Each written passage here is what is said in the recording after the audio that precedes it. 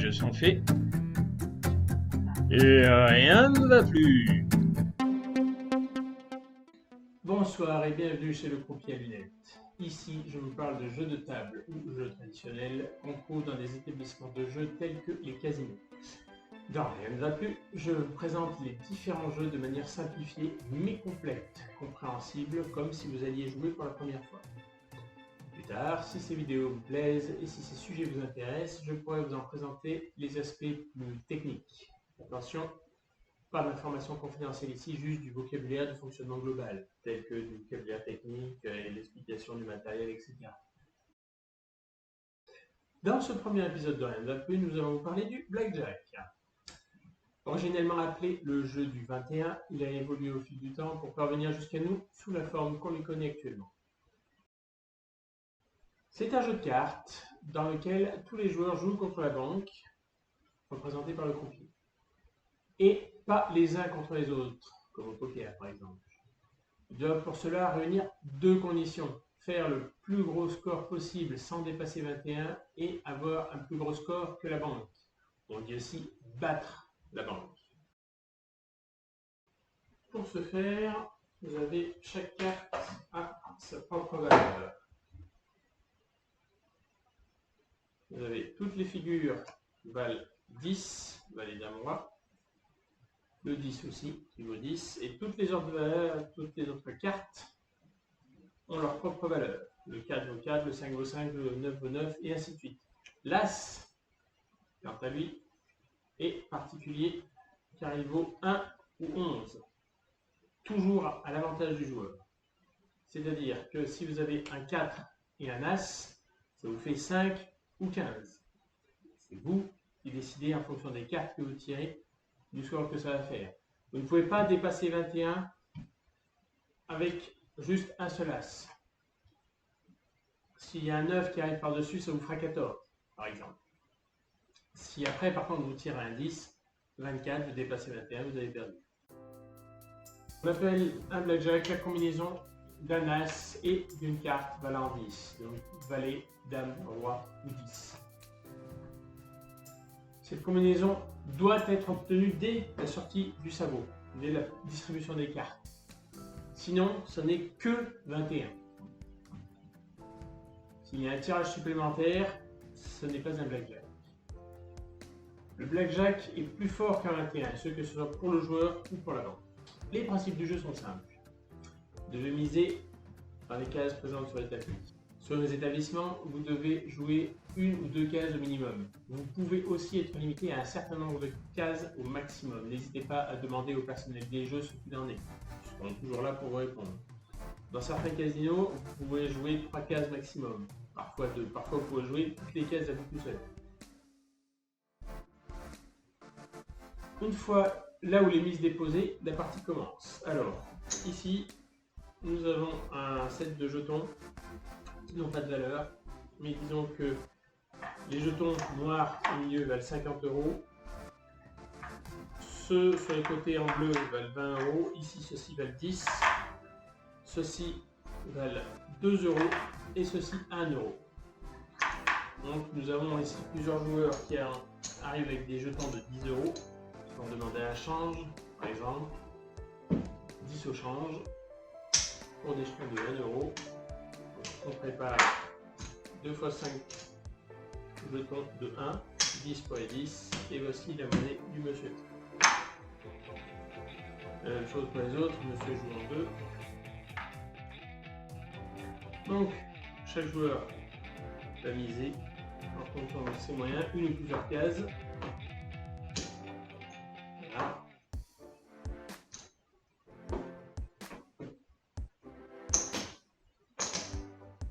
Et voilà.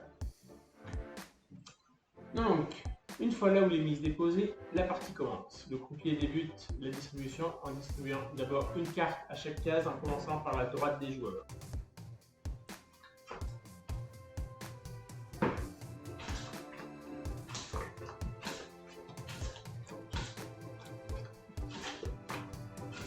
Une carte à la banque et ensuite une deuxième carte pour chaque joueur. Notez que si un joueur a déjà blackjack, sa main est déjà finie. veut gagner s'il n'y a pas d'as ou de figure à l'avant. Ensuite, le total de points de chaque main est annoncé en commençant par celle la plus à droite du joueur. Ici, nous avons donc le joueur numéro 1 qui joue sur ces deux cases, le joueur numéro 2 ici, le joueur numéro 3 uniquement sur cette case et le joueur numéro 4 sur les deux dernières cases. Si un joueur a un blackjack, il n'y a aucun choix à faire et c'est déjà de la main maximale. Dans tous les autres cas, le joueur choisit alors ce qu'il doit faire de son jeu. Il peut choisir de tirer une nouvelle carte, auquel cas un nouveau total est annoncé. Si les points dépassent 21, la mise est perdue et la main est brûlée. Brûlée, ça veut dire défaussée. Sinon, le jeu continue et ainsi de suite. On ne peut pas tirer de cartes sur un blackjack, très important. De même, dans certains casinos, il est interdit de tirer une carte à 21. Il peut aussi choisir de garder sa main, c'est-à-dire de rester au total de points qu'il a actuellement, quel que soit ce total. À ce moment, on poursuit sur le jeu suivant. Ou alors, une option de jeu qu'on va détailler dans un instant. Notez que dans le cas, par exemple ici, où il y a 4 ou 14, si le joueur décide de rester, on prend donc le score qui est le plus intéressant pour lui, c'est-à-dire 14. Rappel donc, le joueur peut choisir de tirer ou pas une carte, garder son jeu. S'il tire et qu'il dépasse 21, il perd. Il peut continuer de tirer autant de cartes qu'il veut tant qu'il ne dépasse pas 21. Il s'arrête quand il veut. Ou il reste avec le nombre de points qu'il a actuellement. Remarquez bien qu'une fois que la décision de rester est prise, il ne peut pas revenir en arrière. Petite démonstration. Ici, le joueur a 4 ou 14. Il choisit de tirer une carte, ça lui fait 12. Il ne peut pas dépasser 21 juste comme ça. Ça ne peut pas faire 12 ou 22, ça fera donc 12. Et tirer une nouvelle carte, 16, il décide de s'arrêter. 19, on s'arrête. 15, le joueur tire une carte. 17, il va s'arrêter là. 18, on reste. 13, le joueur décide de tirer une carte. 23, ça dépasse 21, la mise est ramassée et les cartes sont brûlées. 7, une carte. 16, on s'arrête ici. 19, on s'arrête. Une fois que tous les joueurs ont décidé de tirer ou pas, que le dernier joueur a fini de décider, c'est à la banque de tirer ses cartes. Avec une limitation que le joueur n'a pas. C'est que la banque est obligée de tirer jusqu'à avoir au moins 17. Donc à présent, la banque a un 7, je tire une carte, 17. Je suis obligé de m'arrêter. Le score de la banque est gelé ici à 17. Maintenant, on compare le score de la banque au score des joueurs. Si les joueurs sont plus forts que la banque, comme ici 19, le joueur gagne une fois sa mise. Pour 3 € joués, 3 € gagnés. Ici à 16, le joueur est en dessous, il perd sa mise. Nous avons ici 18, ça gagne une fois la mise. 17, égalité, il ne perd pas, il ne gagne pas. 19, ça gagne. Et ici nous avons 16, ça ramasse.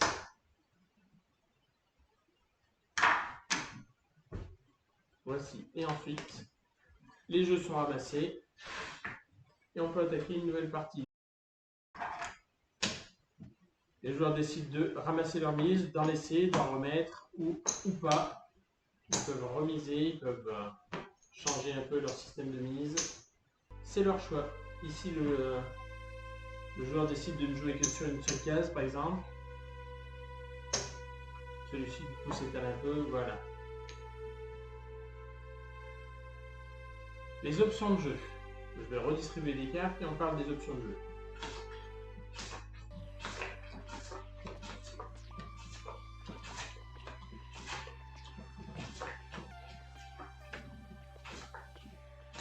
Un blackjack, 2 blackjacks.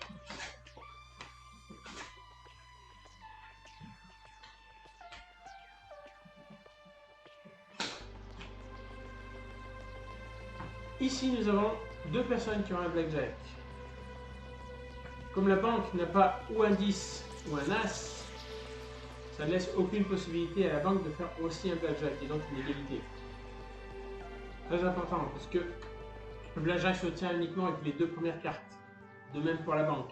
Si la banque avait eu déjà un as ou une figure, on aurait pu éventuellement avoir une égalité. On serait donc obligé d'attendre que le jeu se termine et que la banque tire sa carte pour savoir si le joueur blackjack gagne ou pas. Alors que dans le cas présent, avec n'importe quelle autre carte, une figure, un 10 ou un as, on est sûr que le blackjack gagnera de toute façon, donc il sera payé en premier. Blackjack, ça paye une fois et demi la mise. Donc pour 2 €, ça paye... Le Blackjack paye une fois et demi la mise. Donc pour 2 €, ça paye 3 €. 2 plus 1, 3. Et les cartes sont ramassées puisqu'il n'y en a plus besoin. La même chose ici, nous avons 4 €. Donc le Blackjack de 4 paye 6. Et voici. Le joueur peut disposer de sa mise comme il le souhaite, les enlever, les remettre. La partie est finie pour lui sur cette main. Donc, doubler la mise. Au moment de tirer, le joueur peut, s'il le souhaite, doubler sa mise, quel que soit le total de points de sa main, selon les établissements. Je reviendrai là-dessus tout à l'heure. Il dépose donc une somme équivalente à celle qu'il a sur sa case, derrière la mise initiale. Donc, par exemple, on va partir pour celui-ci qui a un 4 et un As, 5 ou 15. S'il veut, il peut doubler sa mise en mettant la somme derrière. Comme ça, on voit bien que c'est doublé. Ce faisant, il n'a droit qu'à une seule carte et il est obligé de tirer une carte. Pourquoi? Vous pouvez toujours, si vous voulez, doubler à 19, mais vous êtes obligé de tirer une carte. 19 étant très proche de 21, c'est très risqué, mais libre à chacun. Partons de ce principe-là, on va dire que le joueur à 15 ne tire pas, le joueur à 20 va faire 2 jeux, le joueur à 16 ne tire pas et celui-ci va doubler. 2 jeux ou séparés. Quand 2 cartes de même valeur, très important, donc ou une paire, comme ici une paire de 4, une paire de 9, peu importe la paire, ou une figure et un 10 ou 2 figures, ce sont 2 cartes de même valeur, vous pouvez choisir de les séparer pour faire 2 jeux indépendants. On dépose une somme égale, encore une fois, à celle posée sur le tapis. Donc ici, on a 4 €, un jeton de 2, deux jetons de 1. 4 €, je pose comme ça, voilà.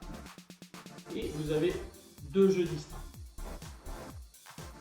On prend, à partir de là, le jeu normalement, chaque case étant considérée comme un jeu à part. Donc, on va tirer une carte sur cette première case et nous avons encore une fois 20.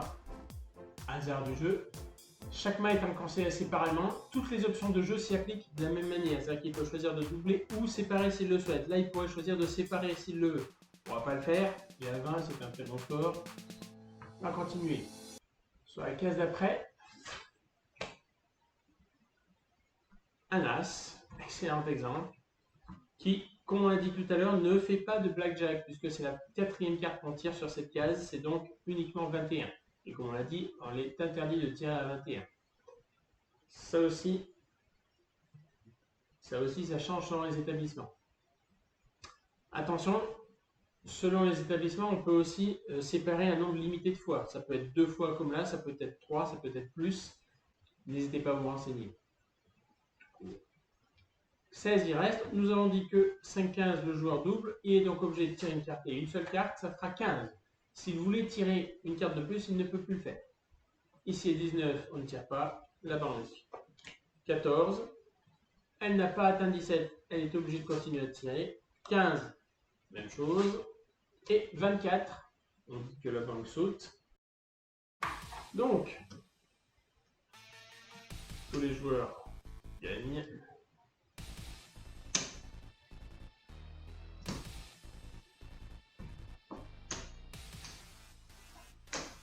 Et voici.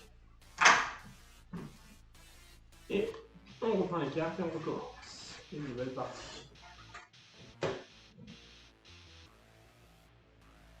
Une fois que tous les joueurs ont tiré, c'est à la banque de déterminer son jeu, avec une limitation que le joueur n'a pas, c'est de tirer jusqu'à 17. On tire tant que la banque a jusqu'à 16 et à partir de 17, la banque s'arrête.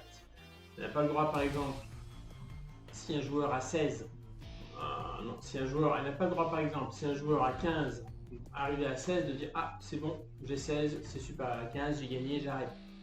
Non. Même chose, si un joueur a 18 et que la banque arrive à 17, j'ai pas le droit d'essayer de tirer une petite carte pour monter au-dessus sans dépasser 21 pour essayer de le battre absolument.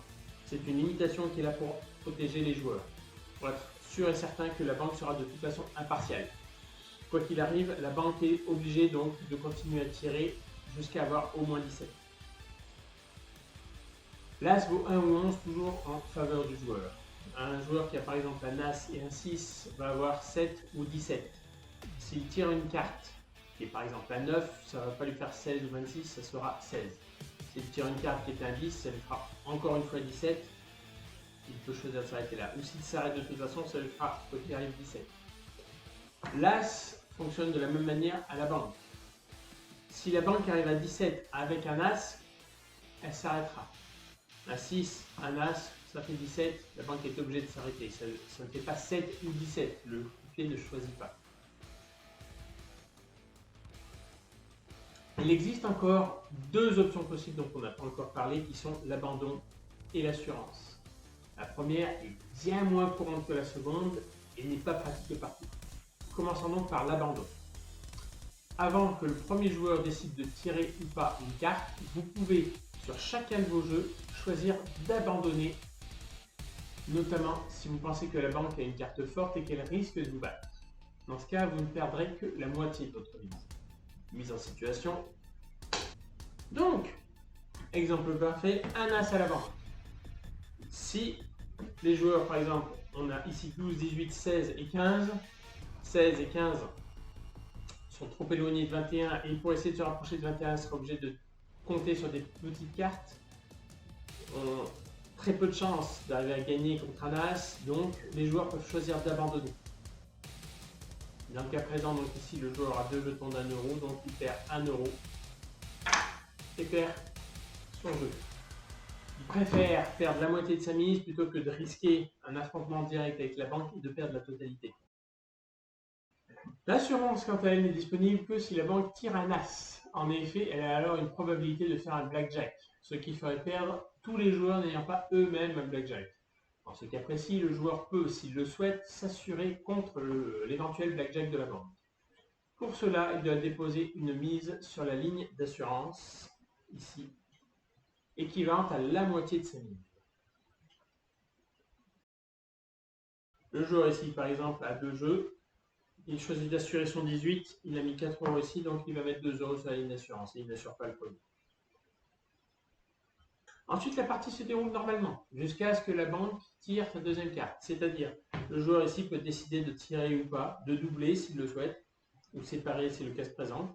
On va dire qu'à 12, il tire une carte, il fait 15, il retire une autre carte, il fait 21, il est obligé de s'arrêter là. 18, il s'arrête. À partir de ce moment-là, la banque tire sa carte. Si la carte n'est ni un 10, ni une carte valant 10, donc rappel, valet, dame ou roi, l'assurance est perdue. Ensuite, le croupier continue de tirer les cartes s'il y a lieu, pour arriver jusqu'à au moins 17 comme d'habitude. Si la carte tirée est un 10, valet, dame ou roi, à ce moment, la banque fait blackjack. Tous les jeux qui ne sont pas des blackjacks sont perdus, leurs mises sont ramassées, et par contre, les assurances sont payées 2 pour 1. C'est-à-dire 2 fois la moitié, ça revient à repayer la mise perdue. Donc c'est une sorte de remboursement de la mise perdue.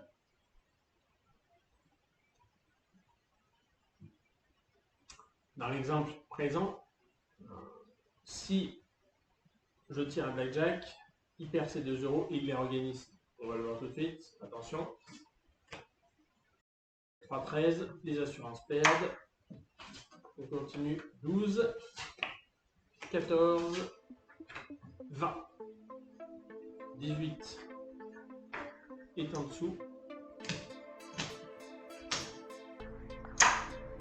Voilà. Blackjack. Les assurances gagnent, donc les joueurs perdent leur mise. Et ici, l'assurance est gagnée 2 points. Voilà. Voilà en ce qui concerne le jeu du blackjack. N'hésitez pas à poser des questions dans les commentaires. Et si ce genre de vidéo vous intéresse, faites-le savoir. Dites-moi aussi si vous voulez une série de vidéos sur les aspects plus techniques des jeux que je vous présente. Je vous donne rendez-vous pour le prochain épisode de Rien de la Plus. A bientôt chez le croupier à lunettes.